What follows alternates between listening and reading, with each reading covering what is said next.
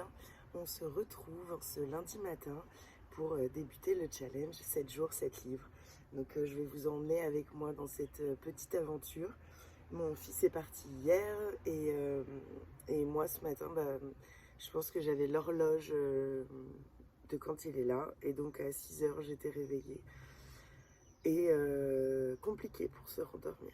Donc je vous prends, je me suis installée avec mon petit café. L'avantage en été, c'est qu'il fait jour et donc c'est quand même super agréable d'être sur le balcon. Et je vais vous montrer la lecture avec quoi je vais commencer.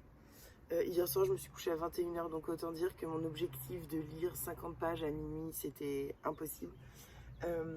Et donc ce matin, je vais débuter Fresh Kills, Recycler la Terre de Lucie Tayeb. Je vais vous lire le résumé. Pendant plus de 50 ans, au sud de Manhattan, l'île de Staten Island a accueilli les ordures de la ville de New York. Plus de 29 000 tonnes de rébus se déversaient chaque jour dans cette décharge à ciel ouvert, visible de l'espace. Fermée en 2001, Fresh Kills ne rouvrira qu'en 2036, une fois reconverti en gigantesque parc récréatif. Camouflé, refoulé, aseptisé. Que dit d'une société le traitement de ces déchets? Ne vivons-nous pas qu'en surface? Une promenade hantée et poétique parmi les impensés de la consommation, les pôles invisibles de notre monde. Je ne sais pas ce que ça va donner, mais je vous en dis des nouvelles très rapidement. De toute façon, il fait une centaine de pages, 115. Donc il sera terminé soit ce matin, soit je pense en début d'après-midi. Voilà, donc je vous en ferai un retour ce soir. Et donc il y a un autre livre que je voudrais commencer aujourd'hui, vu que l'autre est vraiment tout petit, c'est Arpenter la nuit de Leila Motley. Ce soir je sors, donc rien n'est sûr au niveau de ce que je vais faire, de ce que je vais pouvoir lire aujourd'hui. Je sors avec des collègues après le travail, on en profite qu'on n'a pas nos enfants. Ils sont, le mien est en Corse avec sa grand-mère et elle, ses enfants, je crois, sont avec leur papa. Et donc, on va en profiter pour sortir un petit peu, aller boire un coup et puis profiter ensemble. Et je voudrais débuter ce livre. De toute façon, j'aurai du trajet en métro au retour, donc c'est plutôt parfait. Et l'objectif, ce serait de le terminer. Donc celui-là, ce serait mon premier, ça ce serait le deuxième, et donc de le terminer demain dans la journée, sachant que demain après-midi je ne travaille pas et demain soir non plus, et donc j'aurai le temps.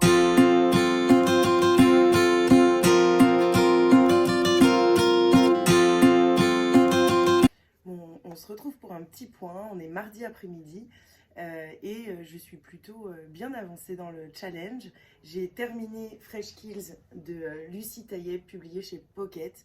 Et j'étais en train de bien avancer Arpenter la nuit de Leila Motley. Malheureusement, j'ai oublié le livre parce que j'avais enlevé la jaquette pour pas l'abîmer. Et j'ai oublié le livre au travail, donc je vous en parlerai demain et je le terminerai demain. Pour le coup, je vais commencer un autre livre, je ne sais pas encore lequel. Et donc, je viens vous parler de Fresh Kills, Recycler la Terre, de Lucie Tayeb, qui fait 113 pages, à peu près. Oui, c'est ça, une centaine de pages quand on enlève les premières pages qui ne servent à rien. Et j'ai beaucoup aimé. C'est plutôt une espèce de documentaire sur cette île aux États-Unis où 29 000 tonnes de déchets étaient déversés chaque jour. Donc une espèce de grande décharge à ciel ouvert qui a obligé la migration de populations qui vivaient sur cette île et qui a engendré énormément de pollution, énormément de maladies. Enfin, voilà, c'est assez catastrophique. Et en fait, cette île, elle a été fermée dans les années 90, puis elle a réouvert au moment de l'attentat des Tours Jumelles, parce qu'ils ne savaient pas où mettre tous les débris, et donc ils l'ont rouverte quelques mois pour s'en servir pour ça. Et maintenant, ils veulent transformer cette île en grand parc. Voilà. Donc c'est un gros recyclage, on va dire ça comme ça. C'est un document qui est très percutant. Moi qui ne suis pas très sensibilisée, forcément maintenant on en entend beaucoup parler, mais c'est vrai que j'ai aucune notion de où vont les déchets, où vont ce qu'il y a dans nos poubelles et comment ça se passe. Et donc c'est assez bluffant et ça fait vraiment peur en fait. Et je trouve que l'autrice a réussi à mettre dans en fait, l'horreur de ce qui peut se passer au niveau écologique, à quel point on détruit en fait la faune, la flore, la terre avec ces décharges à ciel ouvert ou ces décharges qui sont cachées. Euh, En plus de rendre malade des êtres humains, ça rend malade la terre. Et c'est assez bluffant, en fait, ce petit document qui est très court et donc qui percute et qui, en même temps, a un côté très poétique. Très poétique parce que, en fait, l'autrice nous amène dans son cheminement personnel, dans un voyage qu'elle va effectuer pour aller découvrir cette île dont elle a beaucoup entendu parler. Et voilà, j'ai trouvé ça très percutant. Et donc, si vous êtes un petit peu intéressé par tout ce qui est l'écologie, et puis même, en fait, même si vous ne l'êtes pas, c'est vraiment un petit documentaire qui est très, très, très intéressant et que je vous recommande. Je vous reprends, on est toujours mardi, mais il est 22h40. Et comme je vous l'avais dit, j'ai oublié mon livre et donc j'ai pris une autre lecture.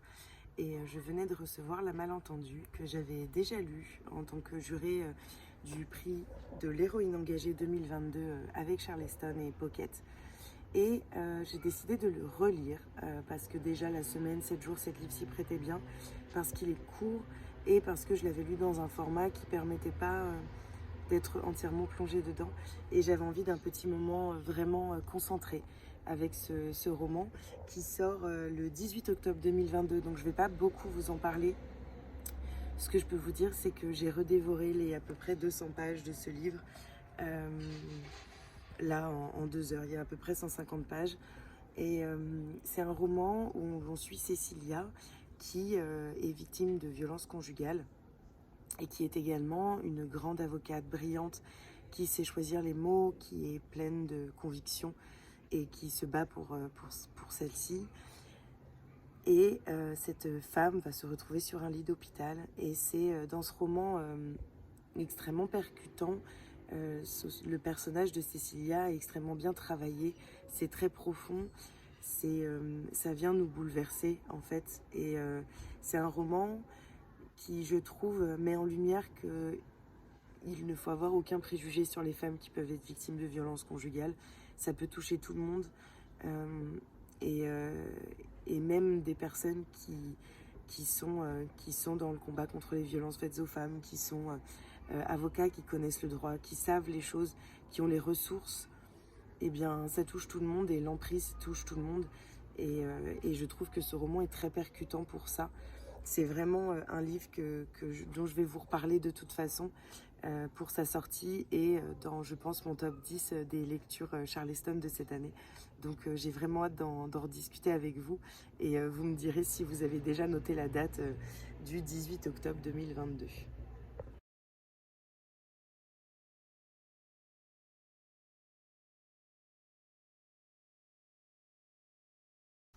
Coucou tout le monde, on se retrouve, on est jeudi midi et je voulais vous reprendre un petit peu pour vous parler des lectures que j'ai faites mercredi et puis ce matin. Je vous ai pas repris hier parce que c'était un petit peu la course, j'ai travaillé tard et après on a profité d'une petite soirée en amoureux. Donc voilà, mais je n'ai pas chômé. J'ai terminé ma lecture audio de Anne de Green Gables. Je l'ai terminée hier soir, je crois. C'est très court en fait, enfin, c'est à peu près 9 heures de lecture donc ça va assez vite en fait. Enfin, moi c'est vrai que je mets beaucoup mes lectures audio dans les moments où je travaille ou les moments où je range, je fais le ménage, etc. Donc ça va assez vite en fait d'écouter les livres audio et donc je l'ai terminé et j'ai beaucoup aimé. J'ai retrouvé un petit peu l'ambiance de la série et c'est peut-être le petit hic que je mettrais, c'est que je n'aurais pas dû regarder la série avant de lire le livre. Parce que la série est très young adulte pour le coup et forcément en lisant le livre après j'avais cette vision là. Alors après ça m'a pas freinée dans le sens où j'ai vraiment envie de découvrir les autres tomes parce que d'après ce que j'ai compris on voit Anne quand elle est vraiment plus grande et c'est pas exactement le cas de la série, en tout cas pas du début que j'ai regardé. J'ai pas regardé je crois les dernières saisons. Donc voilà. En tout cas, j'ai vraiment beaucoup aimé. Je vous mettrai la petite photo ici si j'y arrive avec mon nouveau logiciel de montage. Mais voilà, n'hésitez pas à me dire si vous l'avez lu. Je sais que beaucoup de monde a craqué sur la couverture de Monsieur Toussaint l'ouverture et ça se comprend. Moi aussi, c'est surtout là-dessus que j'ai craqué. Et en tout cas, je suis contente de l'avoir lu et je pense que c'est un roman qui se prête à des moments de calme, d'envie d'être un peu dans son cocon et de quelque chose de simple et de joli. Donc voilà, je suis assez contente. J'ai entamé Kim Ji-young, né en 1982, de Cho Nam-joo. Et j'ai également débuté celui-ci dont je vous avais déjà parlé mais que j'avais oublié au travail.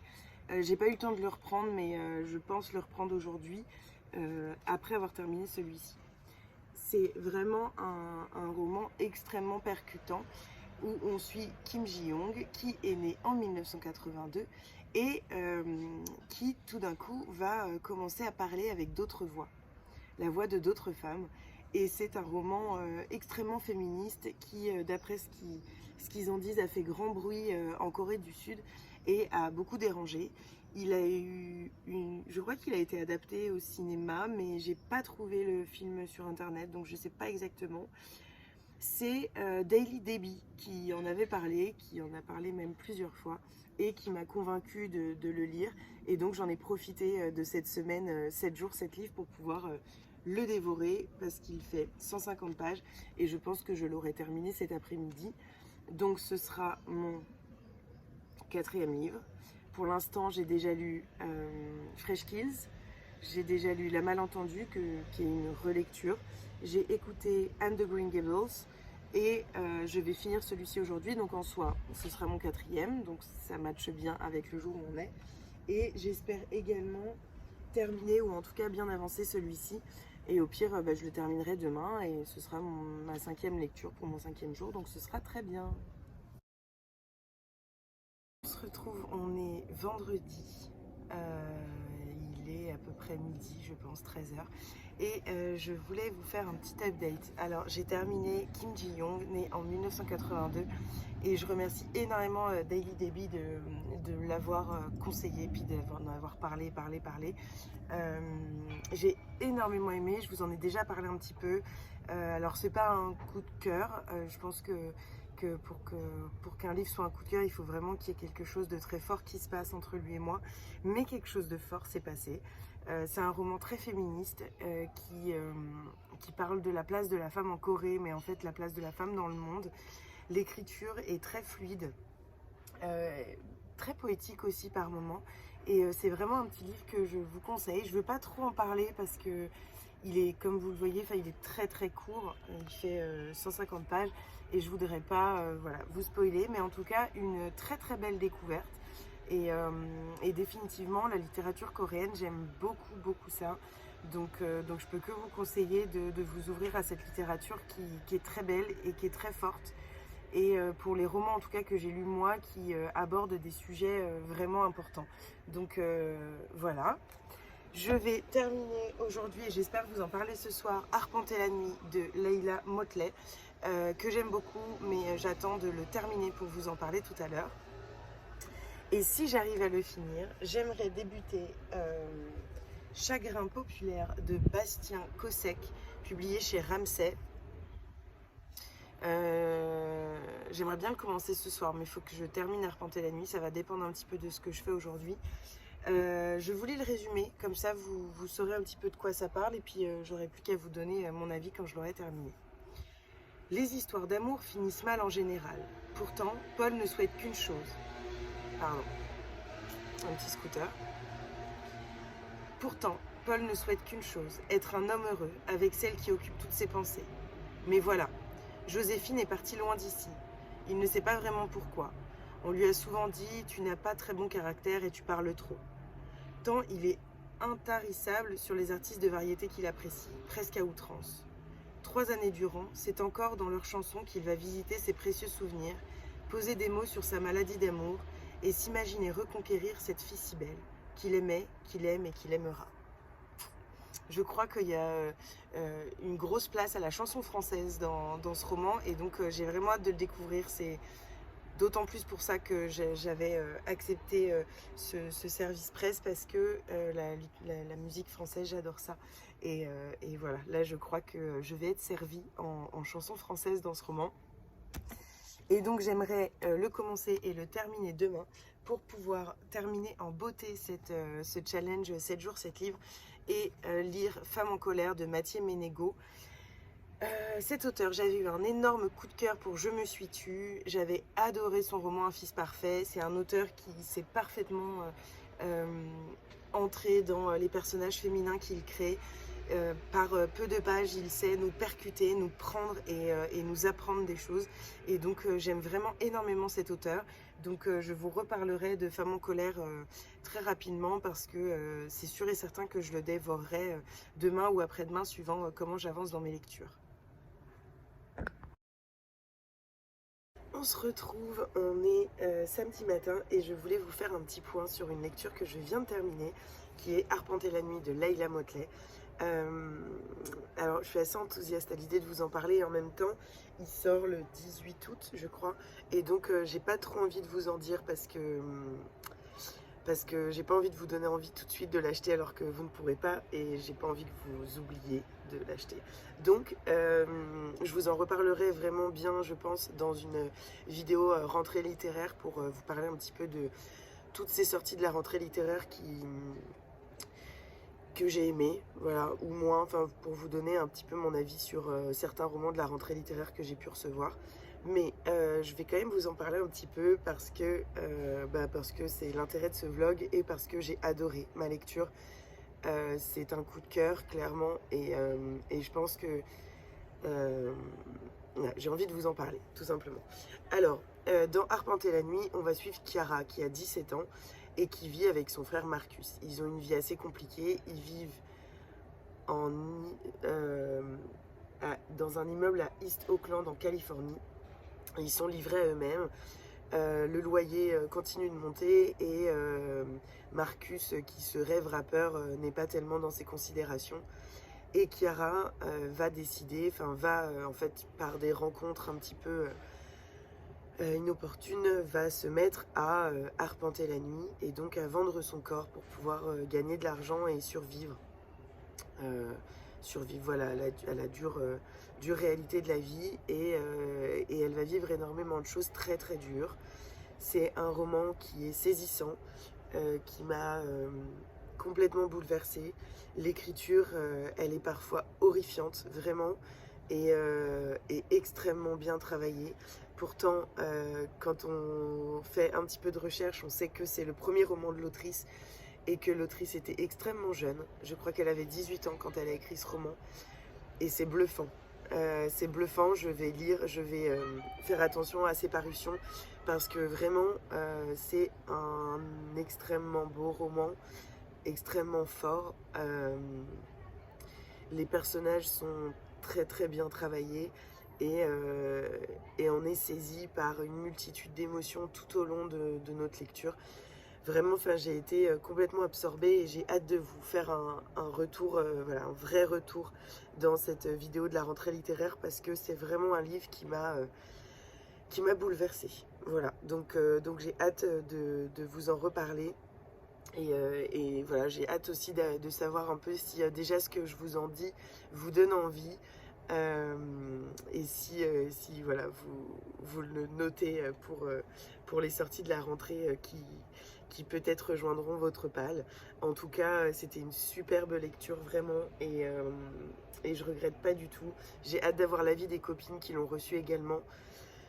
Voilà, je sais pas je sais qu'il a fait grand bruit aux États-Unis, je sais pas quelle critique il a eu là-bas, mais voilà, j'ai vraiment eu un énorme coup de cœur pour ce livre, et en fait j'aime bien découvrir ces romans de la rentrée littéraire, parce que il n'y a pas encore vraiment d'avis dessus, je n'en ai pas vu passer, et en fait je trouve que ça permet de vraiment avoir aucune attente particulière. À part l'envie de découvrir ce roman qui me faisait envie par le résumé et par sa couverture, que j'ai enlevé la couverture, donc c'est pas ça qui me faisait envie, c'était la belle couverture qu'il y avait. Euh, voilà, j'adore découvrir ce genre de livres sans avoir aucun a priori sur ce que je vais pouvoir y trouver, sans me dire oh je vais aimer ou oh non je vais pas aimer, parce que bah, j'en sais rien, il y a personne qui l'a lu, j'ai eu aucun retour. Et donc voilà, j'ai hâte de vous en reparler. Et moi je vais débuter, je ne l'ai pas en ma possession, je vais débuter Chagrin populaire, qui est un livre publié chez Ramsay je crois, mais je vous redirai tout ça. Et puis bah, je pense que je vous reprendrai ce soir pour vous en parler, parce que c'est un livre qui est assez court et que j'espère finir aujourd'hui pour pouvoir débuter Femme en colère de Mathieu Ménégo, qui est un livre que je veux lire depuis très longtemps, et je vais enfin le lire. Donc voilà, je vous en dirai des nouvelles très rapidement. Recoucou, on se retrouve, on est samedi soir, il est 18h ou 19h, je ne sais pas exactement. Et je viens vous parler de Chagrin populaire de Bastien Cossec, publié donc chez Ramsay, j'avais raison. Je vous ai lu le petit résumé. C'est un joli roman que j'ai dévoré dans la journée. Il fait à peu près 200 pages, ça se lit très rapidement. Néanmoins, bon, je suis pas très fan des romances et des histoires d'amour, et donc forcément, c'est pas ce qui me prend au triple plus. Mais j'ai beaucoup aimé. Je trouve que c'est assez marrant, unique de voir un roman d'amour comme ça traité à l'aide de petites phrases cultes, et moins de la chanson française des années à peu près, je sais plus, 50, 60 jusqu'aux années 90. Donc ces grands chanteurs français qui nous ont accompagnés durant notre enfance, qui continuent personnellement à m'accompagner parce que j'adore la chanson française. Et donc il y a énormément de phrases en fait que je connaissais très bien. Et voilà, j'ai beaucoup aimé ce livre. C'était une jolie lecture fraîche qui correspondait parfaitement à mon humeur du jour, même si je ne suis pas certaine qu'il me laisse un souvenir intarissable, mais une jolie lecture, une jolie lecture. Et je vais donc avoir le plaisir de débuter, et je pense que ce sera ma dernière lecture de ce challenge, parce que je vais profiter un petit peu demain pour terminer tout ce que j'ai entamé cette semaine, terminer de ranger pour bien accueillir Léon qui rentre lundi soir. Je vais lire Femme en colère de Mathieu Ménégo, publié au livre de poche. Je vais vous lire le résumé, et comme ça je vous reprendrai à la suite pour vous donner un petit peu mes ressentis. Cour d'assises de Rennes, juin 2020, fin des débats. Le président invite les jurés à se retirer pour rejoindre la salle des délibérés. Ils tiennent entre leurs mains le sort d'une femme, Mathilde Collignon. Elle est accusée d'un crime barbare qu'elle a avoué, et pourtant c'est elle qui réclame justice. Dans cette affaire de vengeance, médiatisée à outrance, 3 magistrats et 6 jurés populaires sont appelés à trancher. Avoir été victime justifie-t-il de devenir bourreau? 9 femmes et hommes en colère doivent choisir entre punition et pardon. Au cœur des questions de société contemporaine, un suspense saisissant porté par une écriture au scalpel.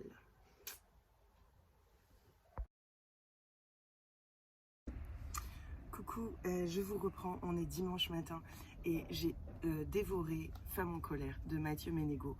Donc voilà, c'était ma dernière lecture, j'en suis à cette lecture, et je suis assez fière. Et pour le coup, je suis très très contente d'avoir terminé par ce roman. Comme je vous l'avais dit, Mathieu Ménégo, j'ai découvert avec Je me suis tue. J'ai également lu Un fils parfait. Ça a été 2 incroyables lectures, vraiment extrêmement fortes. Et Femme en colère, je l'avais acheté et je voulais le lire rapidement, mais voilà, les choses ont fait que je ne l'ai pas lu, et c'est chose faite. C'est un livre assez incroyable. Je vous ai lu le résumé derrière. En fait, on alterne entre la cellule des accusés, où Mathilde nous fait part de ses sentiments et de ses ressentis, et la salle des délibérés où on rencontre les jurés, et où on a un petit peu leurs sentiments et leurs questionnements. C'est extrêmement intéressant sur le système judiciaire, c'est extrêmement prenant, l'écriture elle est très immersive, très incisive, elle passe pas par 4 chemins, et j'ai beaucoup aimé. Les mots sont vraiment bien choisis, et je trouve ça extrêmement fort. Un roman qui se situe totalement dans l'ère post-MeToo, qui vient nous bousculer un petit peu et nous montrer à quel point le système judiciaire a encore du chemin à faire. C'est toujours des sujets très délicats que de se faire justice soi-même. Donc là, on est sur une femme qui a subi une agression et qui se fait justice soi-même. Et qui a en fait l'espoir que durant ce procès, on fasse surtout le procès de ses agresseurs. Mais voilà, elle déchante rapidement et c'est assez bluffant. J'ai vraiment adoré. On ferme ce livre avec énormément de rage au ventre et on est un peu bousculé en fait dans nos pensées. Donc je ne peux que vous le recommander. Il est vraiment incroyable. Je le mettrai. Enfin, j'ai fait un petit parallèle à un moment avec Les choses humaines de Karine Thuil, qui est un peu dans le même style, qui aborde les violences faites aux femmes et tout l'engrenage judiciaire concernant les violences faites aux femmes. Bref, je l'ai trouvé vraiment incroyable et je ne peux que vous conseiller de le lire et de découvrir Mathieu Ménégo si ce n'est pas déjà fait. Moi, j'avais eu un énorme coup de cœur pour Je me suis tue. J'ai également un énorme coup de cœur pour Femme en colère. J'ai dans ma palle Est-ce que les hommes jugent, je crois, que j'ai fait dédicacer à Saint-Maur en poche et que j'espère lire très bientôt. En tout cas, je ne peux que vous le recommander. Définitivement, cette semaine, ça a quand même été une jolie semaine de lecture. J'ai découvert plein de jolis romans et je suis très très contente. Ma lecture audio de Anne de Green Gables a été vraiment très bonne. J'aime beaucoup utiliser la lecture audio dans des moments où je fais du ménage, je trie, je fais des photos. Ça me permet de lire en fait, malgré que je ne puisse pas le faire sur le moment. Voilà, j'ai vraiment passé une jolie semaine de lecture, une jolie semaine de moments un petit peu cocooning où j'ai pu me poser et ça m'a fait du bien. J'espère que ce petit vlog vous aura plu et que il y a des livres qui vous auront fait envie. N'hésitez pas à me parler, enfin voilà, de discuter en commentaire des livres qui vous ont fait envie, des livres que vous avez lus, qui vous ont marqué ou que justement vous avez moins aimé. Et moi, je vais reprendre pour le coup, même si on est dimanche matin, je vais reprendre Tempête sur la ville aux étoffes, que j'ai eu du mal à ne pas reprendre cette semaine, mais je voulais arriver au bout des 7 livres avant de pouvoir reprendre ma lecture, donc c'est chose faite. Et voilà, le challenge est terminé pour moi dimanche matin, donc c'est assez cool. Et j'espère terminer la Tempête sur la ville aux étoffes aujourd'hui, mais je vous en parlerai dans le vlog de vendredi. Belle semaine à vous!